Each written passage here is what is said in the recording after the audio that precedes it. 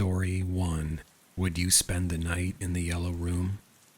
I spent a lot of time in Warrington back in 2018, mostly high, sometimes drunk, moving from squat to squat, from back room to couch. I was somehow always able to find a place to sleep, despite not having a lease to my name for the duration of the year. The town treated me well. There was always a house party going, a pub to drink at, a floor to pass out on. I took full advantage of the kindness of strangers and the goodwill of friends. It was in Warrington, though, that I began to hear talk of the Yelow Room. It was something like a kid's dare, but for grown-ups. Can you spend a night in the Yelow Room? Let's see how long you last. I had no idea what the hell the Yelow Room was, but I never met a dare that a couple of lines couldn't get me to try. I was at the Horse and Jockey with my friend Boz one night. Boz was a weird, aging metalhead with a taste for quaaludes, but he was always a good laugh. We were downing pints of something rancid when he mentioned he might have some work for me. Before my switch to full-time fuck-up, I trained as an electrician. Boz did some contractor work and floated me little gigs every now and again. Nothing huge, but enough to keep me in booze and pills. He had started laying out the deal when I overheard the words yellow and room mumbled behind me. Immediately I turned. A girl with a shaved head and what was either tattooed eyeballs or Halloween contact lenses sat 3 bar stools away from us, chatting away with another lass with some kind of geometric design face tattoo. I turned back to Boz, who was clearly unimpressed that he'd lost my attention. "You want this gig or not, mate?" "Yeah, I replied. "I thought I heard one of those girls say something about the Yelow Room," he interrupted, rolling his eyes. "I keep hearing about it. What the fuck is it?" He smirked a little and explained it to me. In the outskirts of Warrington, there's a big housing development, or rather, there should be a big housing development. The company that was putting it together went bust in the 2008 financial crisis, leaving a big empty lot there, save one house. This was supposed to be the model home, the one that real estate agents would show potential buyers in order to get them to sign on the dotted line.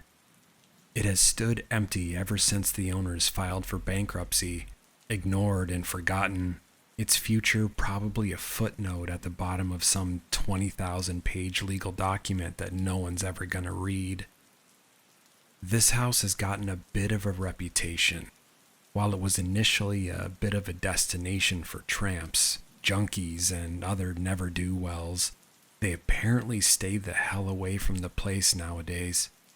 One of the big reasons seemed to be the Yelow Room. So the paint in the place is, or at least was, white. That's everything, from skirting boards to walls, just pristine white. One room, however, had inexplicably been given a yellow door. It's one of the bedrooms towards the back of the house on the first floor, overlooking the giant patch of grass where 20 other houses were supposed to have stood. Something about this room scares the fuck out of people. So, of course, there's a dare. Can you spend a night in the Yelow Room? Let's see how long you last. It took me an hour and a half to convince Boz to drive me out to the house. It took me another 20 to get him to promise to come pick me up in the morning. The front door of the house was closed but unlocked, so I made my way inside, keeping an eye out for any security cameras or anything else that might cause me any trouble. Walking inside, I saw that some graffiti taggers had gotten to the walls already. I saw names, swear words, accusations of promiscuity, and crude depictions thereof tattooed on the walls of the model home. Slowly I walked through the house, finding the staircase, and carefully ascended. The stairs creaked and buckled under my weight, but I made it up without a problem. Upstairs was more of the same. Spray paint tags all over the walls in the upstairs corridor, leading all the way down the hall, stopping about 6 feet before the last door, the yellow painted door on the far right-hand side. I twisted the handle and opened the door to the Yelow Room and stepped inside. The following is my attempt at explaining what happened to me inside the room. I had the voice notes app on my phone all the time when I was in there, so I recorded myself talking. Some of the things I said in the voice recording conflict completely with what I remember happening. When there's a conflict, I printed whatever accounts seemed more plausible. 10:45 p.m. I entered the Yelow Room. I found myself standing inside a bedroom, like a student's bedroom with a desk and a bookcase and a bed. There was no graffiti on the walls here, which I noted as odd. It was on almost every wall in the rest of the house. I eyed the bed. I was feeling like I could get sleeping the next couple of hours. I wondered if it was comfy. I hoped no one had messed around on it. 11:05 p.m. I realized that I'd spent the last 20 minutes staring out my bedroom window, watching two rats fight violently over what looked like a chocolate digestive biscuit in the field outside the house. 11:06 p.m. I screamed as I turned around, and the haggard face behind me stared into my eyes. I felt a right ass when I realized that haggard face was, in fact, mine. I hadn't noticed that there was a mirror on the wall of the room when I came in. "Fuck!" I cackled. Then I heard the creak. Turning around again, I realized that I'd left the door to the room slightly ajar. Something in me decided that it would be against the spirit of the Yelow Room dare to keep the door open, so I decided to close it. As soon as I did, it creaked open again. So much for that. I sat on the bed. It felt cold. I reached down to feel the blanket. It felt damp. I stood up again. My jeans were wet. I felt sick. 12 a.m. Midnight chimed. My ass was slowly drying off. I looked out the window again and saw that there was a dog sitting on the field, looking back at me. I turned around, expecting to see my face in the mirror again, but the mirror was so filthy that I couldn't see anything in it. I swear that just an hour previously I could see my own features, as plain as day. 12:10 a.m. I looked through the crack in the door at the corridor outside. I wondered about the graffiti in the corridor, and I wondered why it seemed to stop 6 feet before this room. My nausea started kicking in again. My stomach was churning. Something felt tight in my throat. I heard a dripping noise. I scanned the room, looking for the source, but find nothing. 12:45 a.m. The dog had gone. Outside the window, all I could see was the empty field. The grass was swaying in the breeze, lit only by the moon. The dripping noise had gotten louder. I looked around the Yelow Room trying to find the source. My eyes glanced back at the bed, and I saw that water was dripping off the blanket draped on top of it. I patted my jeans, noticing that they had managed to dry off. I looked out the crack in the doorway. The far wall of the corridor seemed further away than before. My stomach was in knots. I dropped to my knees and began to dry heave, but nothing came up. 1 a.m. There was a man in the field. I could see him clearly through the window. He was dressed in a large brown overcoat and a pair of blue jeans. His face was angular and stern. He made no movements, simply staring up at me from the field outside. 1:15 a.m. I considered smoking the emergency joint I had brought with me in my pocket to try and take the edge off my nausea. I decided against it when I looked out the door again and saw nothing outside. Not the wall, not a corridor, not even darkness. There was nothing outside the room. 1:20 a.m. The window was gone. The window had been taken away. 1:30 a.m. The power came on in the house. The overhead light in the yellow room switched on immediately. I don't think the model house had ever been connected to the power grid, and if it had, it would have been disconnected years ago. Now the light was on. I could see details in the room I hadn't noticed before. The walls each had small holes drilled into them, some at eye level, some much lower. I tried to peer through one, but couldn't see anything.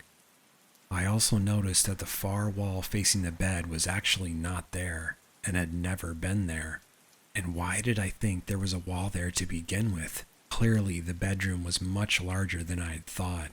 I stepped around the bed to investigate the rest of the room and found it to be completely empty.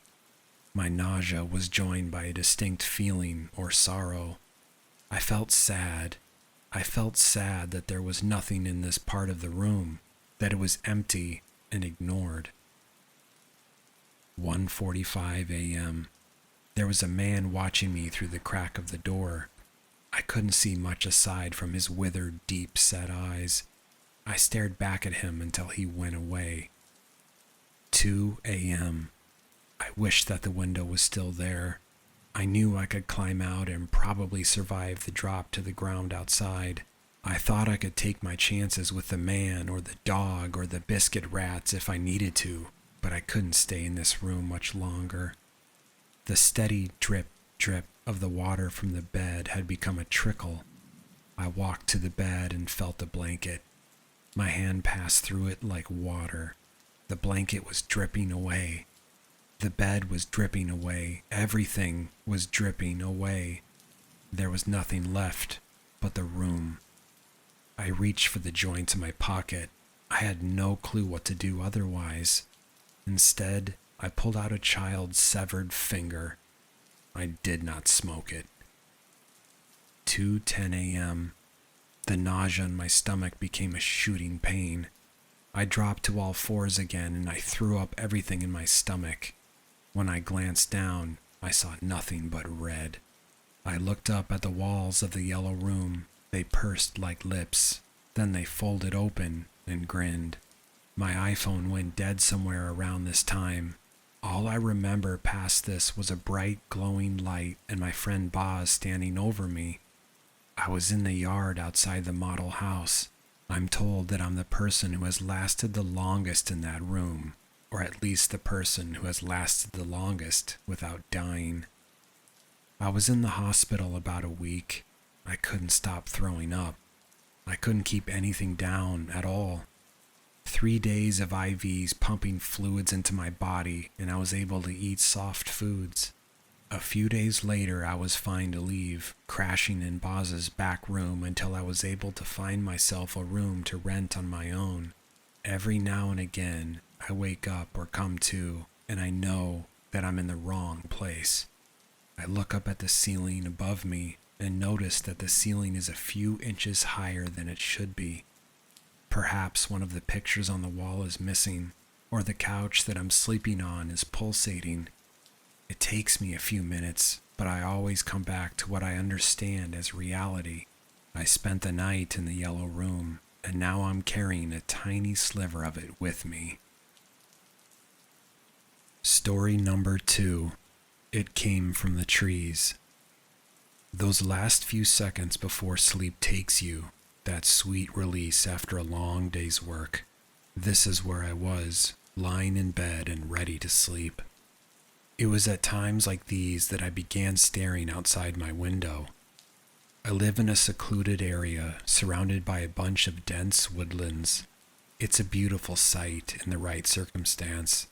This isn't the right circumstance. As I drifted in and out of sleep, I was taking occasional glances out the window across from my bed. There it was, the large and twisted tree which often took center stage at times like these.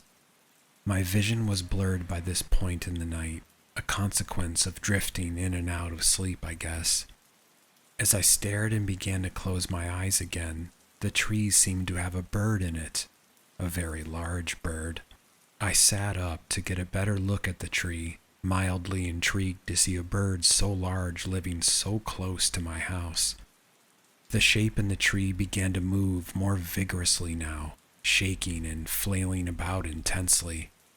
I started sitting up properly now, moving my arms out of the blanket and into the cold of my room, posturing myself to get a better look. That's when it saw me. I couldn't immediately tell it saw me, but it did. The creature's movement stopped quickly, and the head turned toward me. It looked at me for a moment as I sat in bemusement of whatever the hell it was. The misconception of my sleep-deprived mind was obvious, but I couldn't shake the feeling that it was watching me, somehow broadcasting its feelings of hatred toward me.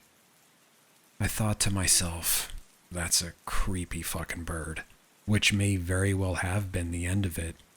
Things like this simply don't happen to normal people like me after all. As I was thinking this, I realized very quickly that it was not a bird. The creature's jaw unhinged, revealing row after row of teeth gleaming by the moonlight, all the while its head faced toward me in that foreboding stare. I blinked hard as I saw this, disbelieving at such a sight. The foggy state of my mind had dissipated now, entering the fight-or-flight response that the body does when faced with fear. Adrenaline rushed through me as I stared at the creature, as though if I stare hard enough it will disappear. The beast's jaw remained open while all of these thoughts raced through my mind. As the staring match for the fate of my life continued, the creature began to move, first shutting its jaws and sinking back deep into the tree. Noticing this, I quickly leapt out of bed to ring the local police in hopes they were perhaps missing an eldritch abomination. I made 4 steps before realizing the mistake. Whatever it was had moved closer. The rustling of branches was the first thing to have tipped me off. The second was the smell, a vile mix of sweet smell of decay and the putrid smell of rotting fruit. The rustling grew louder by the moment.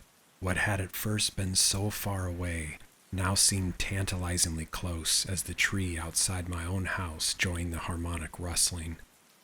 I moved slowly now. I figure if it could see me from so far away, it was likely that it could hear me now as well. I made my way to the spare bedroom I had in the house, the one which had a window facing into the yard. I didn't do this to get a view of the abomination up close, of course. This is where my salvation was, my only hope, the phone. I made my way through the small hall upstairs. It led only to the staircase and the spare room. I stepped slowly toward the door, feeling as if each step could give me a way to the hunter. I began wincing after each step, as if being closed was amplifying my fear. Step after step passed, the only sound being my hushed breathing and the howling wind blowing outside. I made it to the door after what felt like an eternity. I crouched to a sitting position to hide myself as best as possible. My hands were shaking now. Both the cold and the fear were taking their toll on my nerves. I grasped at the handle of the door, jostling it as I did so. I pulled down until it gave away. I pushed it in toward the room, ensuring to keep myself hidden as much as possible while I did so. The window was directly across from the door, and beyond that lay where the monster had made its home, the tree in my yard. I kept pushing the door, with each squeak of the hinges sending shivers down my spine. The smell was horrible now, so horrible I began to gag. I finally departed from the door and tried to approach the phone, which was located on the far right of the room, helpfully out of the way of the window. While doing this, I risked a glance upward toward the window. This was my next mistake. The monster was looking at me now, and I was close enough to see the full extent of it. The arms were muscular and long. The body was enormous and black, matted with fur. The legs were long and winding, bent backward at the knees. The head was the feature which frightened me the most, its unhinged jaw facing me again. The head was large and snake-shaped, scaly, and gleaming with slime. Each row of teeth inside the mouth was still shining. As it saw me, I froze. I felt like my joints had gone bone stiff, unable to move even in the slightest. It saw this effect and began to slowly slink down the tree, wrapping around it and descending like a snake. This was the cue my body needed to get moving again. I quickly ran to the window and threw the curtains across to close them. I then ran to the door and shut it quickly behind me. It was only after shutting the door that I considered what the monster was doing. Why did it crawl down?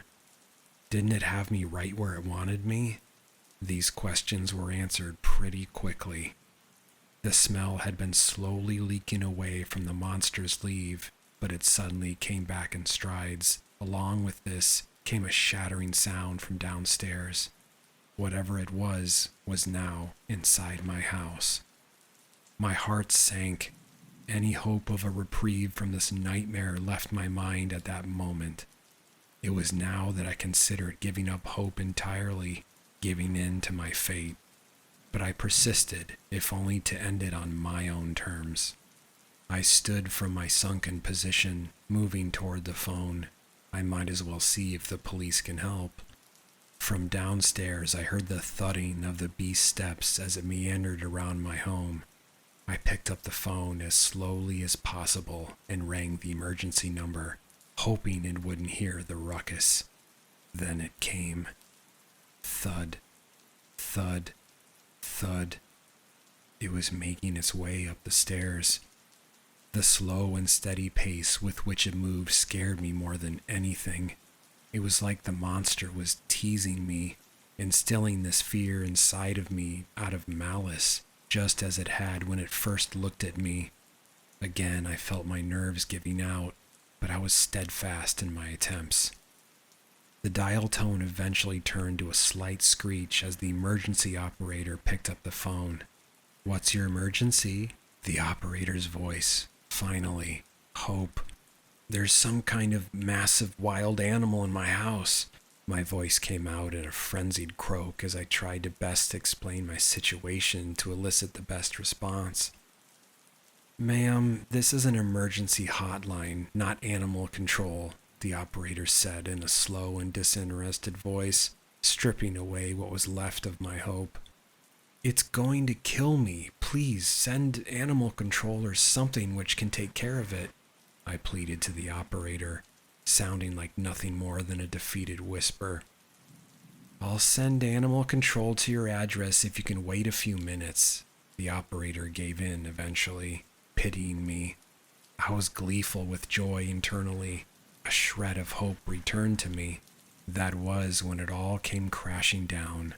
The thudding had continued throughout my small conversation with the operator, and by now it had made its way up the stairs. Now all that lay in its way was the hallway. The hallway faced directly toward the stairs. As I noticed this, the thudding halted. It was staring at me. I couldn't see it. The door was closed, so by all logic we shouldn't have been able to see each other at all. But it stared at me nonetheless. I could feel its malice. The thudding began again, inching closer by the second. I quickly hung up the phone in my best effort to obscure the noise from the monster, but it was too late. The monster was now directly outside my door. Somehow its paralyzing gaze is unbroken through all of this. The smell was killing me now. A quick cloud of the creature's musk circled about the room and caused me to nearly vomit.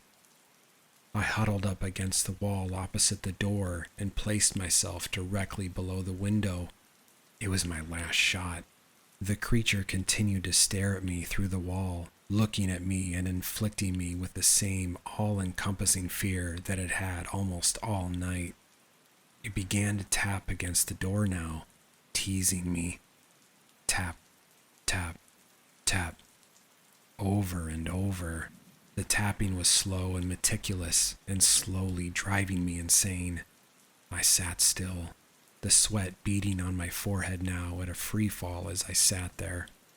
I looked around for anything that might be of use if a fight should break out between me and it, but there was nothing, nothing to keep me from my inevitable fate. Tap, tap, tap.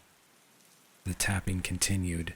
It felt endless, like I would be here for the rest of eternity, accompanied only by the endless tapping at my door. By this point, I was almost ready to let whatever was beyond that door take me away.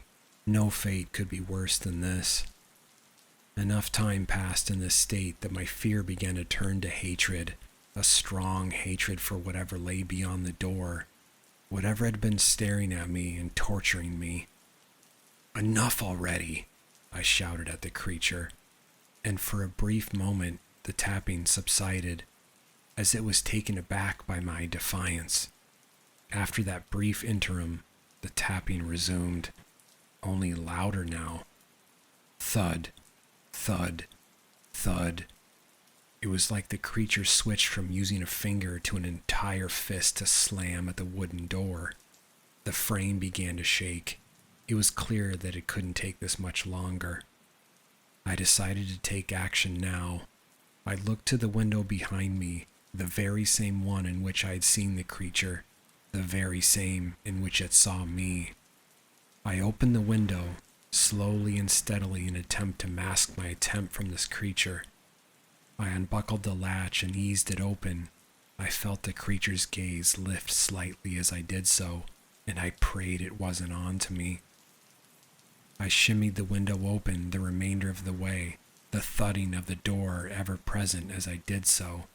The cold air flew through the room, its freshness saving me from the foul smell which had plagued me for the last 20 minutes. I managed to move my body through the window and outside, the thudding of the door getting louder as I did so. I got out and onto my rooftop in an attempt to evade it. I moved to the right of the window immediately as I did so and felt the monster's gaze lift from me as I did so.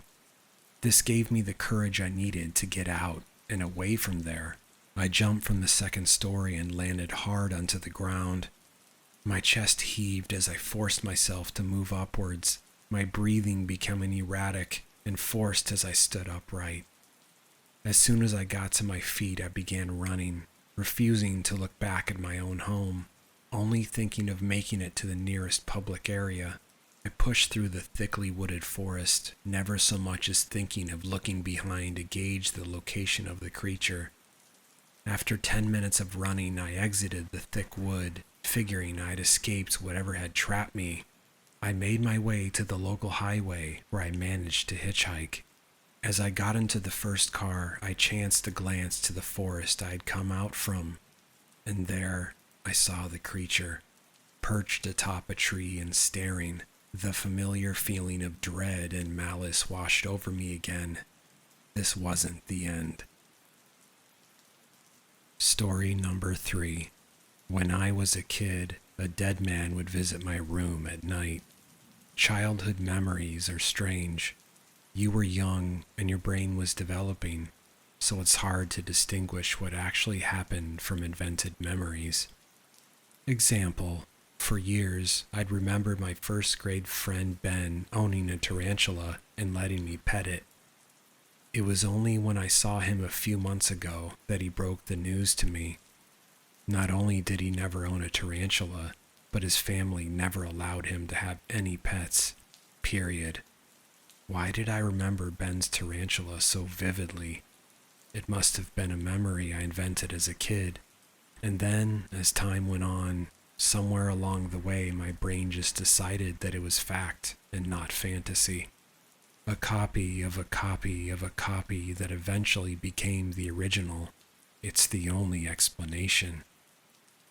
I wish I could say the same about the dead man who would visit my room at night. It should be clarified early on that I have always had trouble sleeping, even when I was young. I would often lie in bed all night, tossing, turning, watching the clock move and the sun come up, all while my entire family slept in bliss. I'd go to school looking like a zombie, and my friends would joke early on that I was an insomniac. Hell, they still do. My parents tried everything they could to get me to sleep for a full night. Medication, doctor visits, exercise, restricting naps in the day so that I'd be exhausted at night, but nothing ever really worked. Sure, I'd sleep a few hours here and there, and I certainly didn't pull all-nighters every single day, but more often than not, I'd find myself staring at the ceiling once 3:45 a.m. rolled around, wondering why I couldn't just get my brain to stop racing and my body to rest.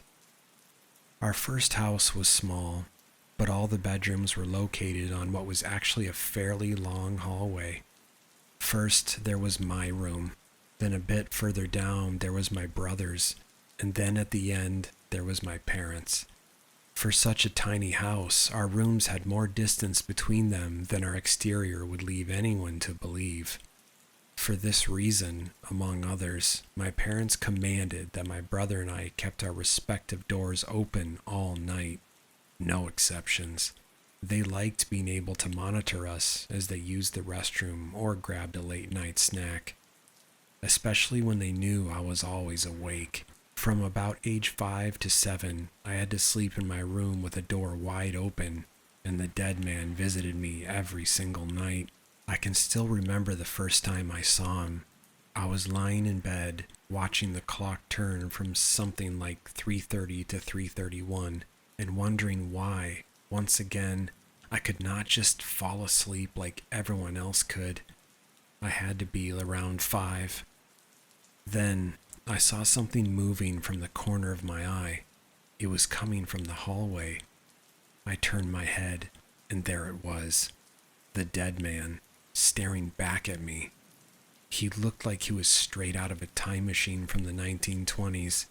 He had a thick, walrus-esque mustache, combed hair that was perfectly parted in the middle, and a fancy, formal outfit complete with a vest and bow tie. He didn't smile. He didn't frown. He just stood there and stared. Now, it's important to remember that memories are, well, hard to remember. Most are, at least. Should I have been terrified to see a random man standing in my doorway? Of course. Should I have called for my parents right away? Of course. Maybe I was, and maybe I did, but I honestly cannot remember how I felt or how I responded. I only remember seeing him, and then seeing him again and again, every night for the next 2 years. Most nights he would follow the exact same pattern. I would be lying in bed, staring at the hallway, and just knowing to expect him soon. Sure enough, he would eventually walk down the hall, abruptly pause in front of my doorway, and turn his head towards me, almost like he was always shocked to see me.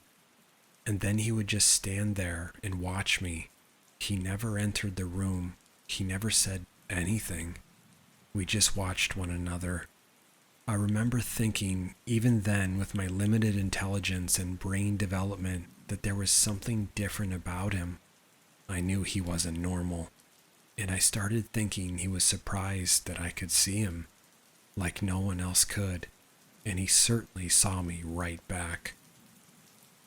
I'm sure I told my parents about the man, and I'm sure they took me about as seriously as they would if I said I saw Mickey Mouse, too. They knew I had an overreactive imagination that, along with my lack of sleep, made it hard for them to put too much stock into anything I confessed to them. I'm sure my dad said something like, "That'd make a great movie one day," and went on with his work. They didn't believe me, and it made it hard for me to believe myself. Eventually, I got used to the dead man standing in my doorway. He never spoke or did anything menacing. It was the same pattern every night, and in a weird way, his presence started to help me sleep. At least someone was there for me, whether he was real or not. Some nights, I'd fall asleep before he even stopped by. Others, I'd wake up to see him already gone. But whether I saw him or not, I knew he had been there. Around the time I turned 7, my parents decided to move and we sold our house. It would be the last time I'd ever see the dead man. I knew he wasn't coming with us. On our very last day in the house, I vividly remember standing in the basement with my dad and taking in our last looks of my childhood home. The basement bathroom, which I rarely used, had always felt like it belonged in a different building. It had sickly yellow walls made of some kind of wooden material, complete with calculated little design grooves baked into them. Its ceilings were especially low, and the lone window looked like it almost belonged in a storefront and not in a house. "Why does this room feel so old-timey?" I asked him. It had always puzzled me. "It used to be a barber shop," he said. "This is where the front entrance was, I guess, back in the old days." Oh, I had never known.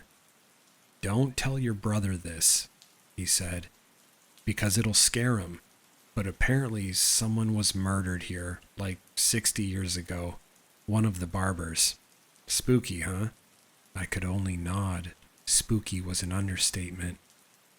As I got older and time moved on, I found myself thinking about the dead man less and less frequently. He never appeared at our new house, and I became distracted by schoolwork, friends, sports, and girls. Eventually, I reached the conclusion that the dead man's visits had to be invented memories. There was no other explanation. I mean, let's be real. There's no way a dead guy actually visited my room every night for almost 3 years. I had to have been fantasizing it, right? I turned 30 last week, and my brother flew into town to hang with me and some friends, which was great because I don't see him as often as I'd like. We decided to hang in my yard and sip on a few drinks. It was surprisingly chilly outside for a Chicago summer, so we decided to get my fire pit going. "It feels like we should be telling ghost stories," one of my friends said. We chuckled. "Go for it," I told her. For the next hour or so, my friends exchanged campfire stories. Most weren't very good and were clearly ripped from a movie or a book, but it was still a great time. I felt like a kid again. It finally got to me. "Your turn," a friend said. I wasn't prepared. "Come on, we know you got something," another friend said. For whatever reason, the dead man popped into my head. I hadn't spoken about him in nearly 23 years. Besides my parents, who have long forgotten about whatever tall tales I spouted as a child, I had never told a soul about him. Not one. "Okay, I got something, but it's going to sound crazy."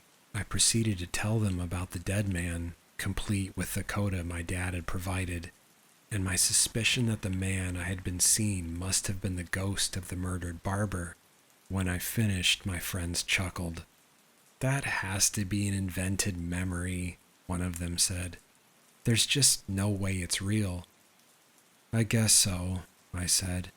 I finally turned to my brother. He was pale, shaking. It looked like he was ready to vomit. The group grew silent in sudden concern for his well-being. Something was seriously wrong. "Dude, are you okay?" I asked. "I saw that man too," my brother finally said. "I saw him too." Story number 4. I never should have gone into the attic. We have always had strange, unexplained things happen in our house. It's a very old house with a lot of history, from long before my family moved in, situated amongst acres of bare land and very little else. Nothing major ever happened. Some scratches on the floorboards, whispers, unexplained noises here and there. But as I said, it's an old house, and old houses make noises, right? My family were a class of skeptics when it came to the supernatural, and while I've always been a bit more unnerved by the things that happened in our home, the fact that nothing sinister ever happened was enough for me to push it to the back of my mind until today. A loud bang from above my bed startled me awake. my heart pounding as my eyes struggled to adjust in the darkness.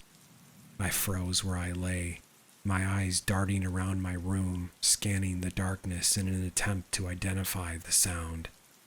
A couple of minutes passed, and just as my nerves began to settle, it happened again.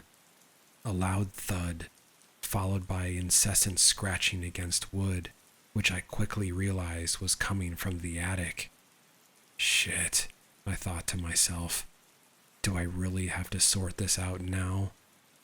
We'd had a possum problem lately. They began nesting in the roof and would mess with the wiring of the house. I flicked on the lamp next to my bed and threw off my covers before heading out to the hallway to open the attic door. A feeling of dread washed over me as I approached, my body tensing up as my heart raced. I brushed off the feeling.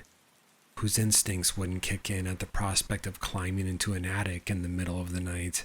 The noises overhead seemed to have calmed down, aside from the scuttling noise across the floorboards. I climbed the ladder and dragged myself up into the attic, stopping to sit on the floorboards while I fumbled to switch on my phone's flashlight. The light emanating from my phone struggled to illuminate the room, but it did so enough that I could scan for that damn possum. As I panned my phone around the room, the light caught on dusty boxes and long abandoned cobwebs. Movement caught my attention in the far corner of the attic. Despite the lack of vision, it only took a second for my brain to register that the movement in the corner was no possum. I don't think my brain could comprehend what my eyes was looking at. I froze. A figure that somewhat represented that of a human was hunched in the corner, head facing the wall. Emaciated arms that seemed unnaturally long hung limply by its side, tipped with pointed claws where fingernails should have been. I could see every bump of this thing's spine, even in the shadows. My mind raced, trying to think of any possible explanation of what was going on. Was the figure in the corner a person? Perhaps somebody seeking refuge? Homeless? But the convincing didn't work. It was too disfigured, too disproportionate to be human. While I stared into the corner in disbelief, the creature moved again. The cracking of bones echoed in the attic as its head snapped around to look at me. Sheer terror flooded my body, fleeing the blood drained from my face. Holes, hundreds of tiny fleshy holes laid in its face where human features should have been, and they oozed, dirty yellow pus dripping from each and every one. No eyes, no nose, only those fleshy holes, surrounding a mouth filled with teeth even sharper than the claws. I let out an involuntary gasp, and the creature launched itself across the attic in my direction with an animalistic grunt, teeth bared and claws outstretched. Fight or flight kicked in, and I dropped down to the entry to the attic. My body hit the floor hard, and a sharp pain stabbed through my leg. But I ran. I ran through my hallway, screaming at my sleeping family. Run! Wake up! Get the fuck out of the house and run! I could hear the creature some way behind me, claws scraping against the floor as it clambered through the house in pursuit. At the same time, I could hear my family calling out to me with confusion in their voices, probably wondering what the commotion was at this time of night. Just as I reached the staircase, a thunderous scream pierced through my eardrums. I looked over my shoulder to see my mother and sister's barely recognizable bodies strewn across the floor, blood soaking the carpet surrounding them. And then I saw my dad. The creature was on him, claws slicing through his abdomen, causing his innards to spill out as I saw the life flicker and fade from his eyes. I stifled my own scream, realizing the lack of eyes meant that this creature hunted by sound. I sprinted down the staircase and rounded the corner into the cellar, slicing my arm on the metal of the door as I slammed it behind me, securing the lock. I could hear the monstrous creature scramble its way into the kitchen, the sound of its heavy breathing filling the room. I could hear it searching for me, ripping open curtains and crashing through furniture. I clasped my hands across my mouth, trying to silence my own breathing. I've been here for 2 days now, too petrified to move.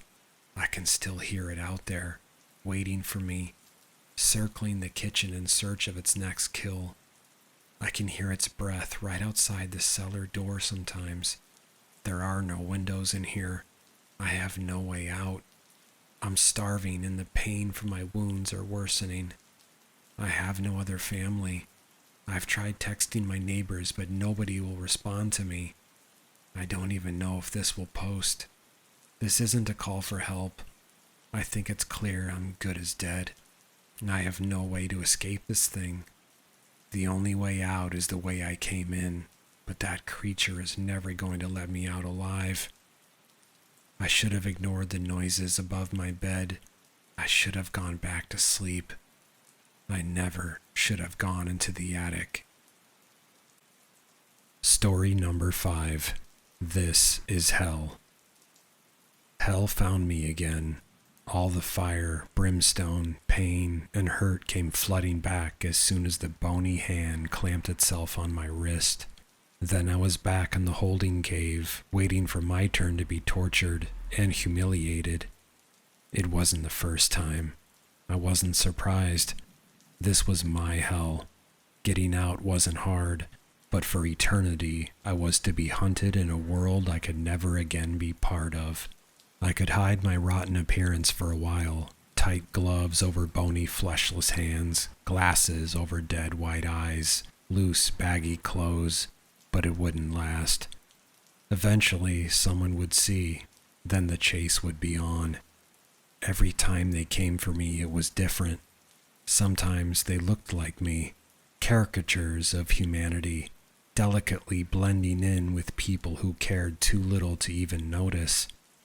Other times they would appear as horrors even my imaginative mind couldn't comprehend. They loved the chase, letting me think I was getting away, giving me a false sense of hope. Foolishly, I would hold on to it like a life raft. I would cling to the small feeling like a man drowning at sea, reaching for anything to keep afloat, no matter how flimsy. I would grasp at the thin straws until the very last moment, the moment I always knew waited at the end of our little game, the end of the line. Then I would be struck down and sent back to hell where I was sentenced to burn with the rest of the suffering souls. This time would be different. I know all their tricks. Quietly, I slipped out of the dark, damp holding cave they threw me in. Stepping over the bloated and decaying bodies of the tortured, I ran as fast as I could through the demon's playground. The cries and screams of the less fortunate followed loudly behind me as I tried to push them out of my mind. I climbed up to the wall of the broken bodies that crumbled under the horrendous punishment, trying not to gag as the wounds and gashes they suffered tried to mend under my weight, knowing only more pain and suffering awaited them when they could stand it. Near the top of the pile, I found the small fissure in the heated rock wall. I walked through the smoldering crevice for what seemed like hours. No one pursued me. No alarm sounded. I was out again, free from the fiery hells that tried to claim me. The wall's heat seemed to intensify as the wall narrowed into a point. I had to thrust roughly through as the rock's sharp contours burned and ripped chunks of my skin from my decaying body. I pushed the pain away. Small cuts and burns were nothing compared to the horrors bestowed on you in hell's playgrounds. The heat faded away as the fissure closed in around me. I gave one last push. The loud, dry snapping of a bone and muscle didn't even slow me down as my body squeezed forcefully through the small slit that was birthed out the other side. The hidden tunnel expelled me out into a small, cramped bathroom stall. I stood up slowly, being careful to snap the dislocated bones back into place, patching my dying body up just enough to walk or run if I had to. The bathroom was dark and dirty. The door was broken off its hinges and laid limply against the doorframe like a scab waiting to be ripped off with the slightest touch. The blue color was faded and tattooed with graffiti. Behind it, I could see a broken mirror, and the white tile on the floor was cracked and stained gray. I held my breath and waited for the sound of gasps and shrieks, but they never came. I was alone. No one was in the bathroom when I came through, and I wasn't followed. Gradually, I made my way to the door and listened. Low murmuring and whispers drifted into the bathroom from wherever the other side of the door led. I couldn't wait any longer. Making up my mind, I pushed open the door and stepped out. I couldn't believe my luck. I was right where I wanted to be. The door leads out into a slow, barely occupied tram station. It must have been late at night, or even early in the morning. Only a handful of commuters were mulling around.